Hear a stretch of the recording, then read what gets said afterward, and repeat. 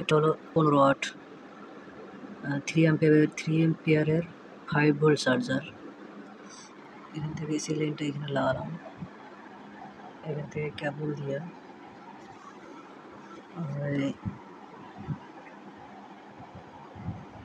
বাতি জ্বালানো, বাটি। এটা নষ্ট পাওয়ার ব্যাংক সার্কিট দিয়ে বানানো। এটাতে দেখুন 10 ওয়াটে চার্জ হচ্ছে। আমার এই সার্কিটটা সর্বোচ্চ 10 ওয়াট সাপোর্ট করে, ইনপুট এবং আউটপুট। সে তার সর্বোচ্চটাই নিতে পারতেছে।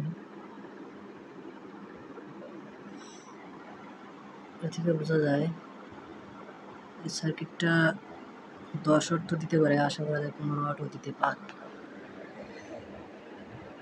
এটা কিন্তু ফাস্ট চার্জার না, জাস্ট 5 ভোল্ট একটা চার্জার, কিন্তু ভালো মানের নিতেছে। এবং আমি মনে করি ভালোই। যদি এখানে হাত দিই, হালকা হালকা শর্ট লাগতেছে, এটা স্বাভাবিক, বেশি শর্ট লাগে না, হালকা। কিন্তু এই ধরনের বাজারে যেগুলো সস্তা চার্জার পাওয়া যায়, এগুলো কিন্তু মারাত্মক লেভেলের শর্ট দেয়। ঠিক এই জায়গা থেকে শর্ট দেয়। এগুলো সাধারণ চায়না চার্জারে হালকা শর্ট দেয়, এটা বোঝা যায় না। স্বাভাবিক অবস্থায় বিছানার উপরে থাকে হাত দিলে বুঝতে পারবে না, কিন্তু যদি ভেজা অবস্থায় সেক্ষেত্রে একটু চিমটা কাটার মতো বা পিঁপড়ায় কামড়ের মতো ফিল হতে পারে। এগুলো তো হতে পারে। অথবা আরও একটা আমার কেনার সার্কিট আছে, সেটা ফাস্ট চার্জারই, দেখায় ভিতরে রাখা, এটা দিয়ে বানানো।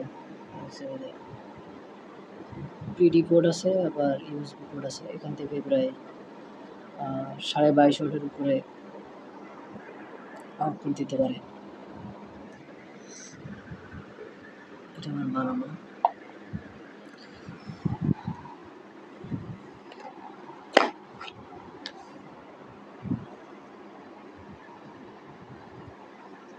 এর ভিতরে লিথিয়াম ব্যাটারি আছে 3টা। এটা ইমার্জেন্সি কাজে বাতি জ্বালানোর জন্য ব্যবহার করা হয়। এটা 5-6 ঘন্টার উপরে ব্যাকআপ দেয় আশা করা যায়। কারণ আমি 5 ঘন্টা পর্যন্ত চালাইছি, কিন্তু তারপরেও চার্জ এখানে 2 ফুটে জ্বলতো। আশা করা যায় তারও বেশি পাওয়া যাবে। এখানে একটা 1 ওহম রেজিস্টার ব্যবহার করেছি, যাতে এলইডিটা খুব বেশি গরম না হয়। একটু আলো কম হবে, কিন্তু অতিরিক্ত গরম না হয়, কারণ গরম হলে এখানে যে ব্যাটারি আছে, এই ব্যাটারি অনেক গরম হয়ে যাবে। এখানে হিটসিঙ্ক ব্যবহার করছি, তারপরেও আমি একটু পাওয়ারটা কমিয়ে দিয়েছি রেজিস্টার ব্যবহার করে।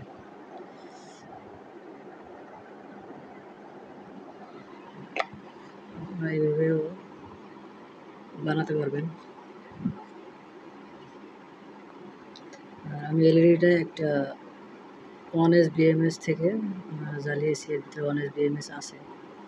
আপনার BMS ব্যবহার করতে পারেন, নাও করতে পারেন, কারণ এলইডিটা যখন 2.4 ভোল্টে চলে আসবে ব্যাটারির চার্জ, তখন এলইডি অটোমেটিক্যালি চার্জ বন্ধ হয়ে যাওয়ার প্রবলেম হবে।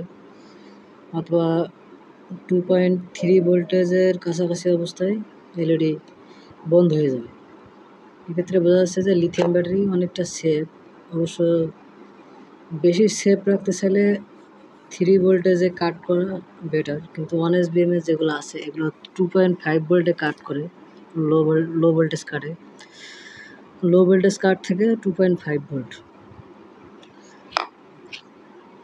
তো সেক্ষেত্রে এলইডি যদি BMS ছাড়া সরাসরি লাগাও, তাও অতটা সমস্যা হবে না। এরকমভাবে বানাতে পারবেন আপনারা, এরকম করে সার্কিট ডিজাইন। এই ধরনের সার্কিট কিনতে পাওয়া যায়। এটা অবশ্য ফাস্ট চার্জিং সার্কিট না, এটা অনেক আগের। ওই সময় ফাস্ট চার্জিং বলতে তেমন কিছু পাওয়া যেত না সেই সময়কার এই সার্কিটটা। তবে এটা ব্যাসোসের পাওয়ার ব্যাংকের একটা সার্কিট। পাওয়ার ব্যাংকটা নষ্ট হয়ে গেছে, ব্যাটারিটা নষ্ট হয়ে যাওয়ার পরে এটা আমি খুলে রেখে দিয়েছিলাম।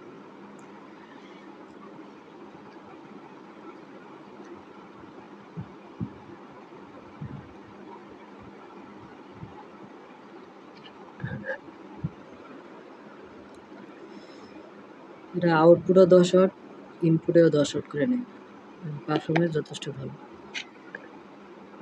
এটার সার্কিটটা আমি অবশ্য টেপ দিয়ে লাগিয়ে রাখছি, সার্কিট ভিতরে অনেক সুন্দর, কোনো সমস্যা হয়নি বা জংও ধরেনি ভিতরে। আমার পছন্দ হয়েছে একটাই কারণ যে কোয়ালিটিটা অনেক ভালো। ব্যাসুস অবশ্যই কোয়ালিটি মেনটেন করে,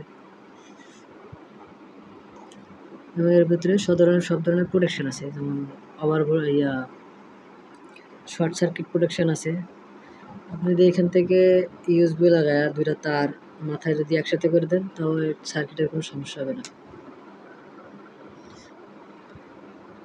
ধন্যবাদ সবাইকে।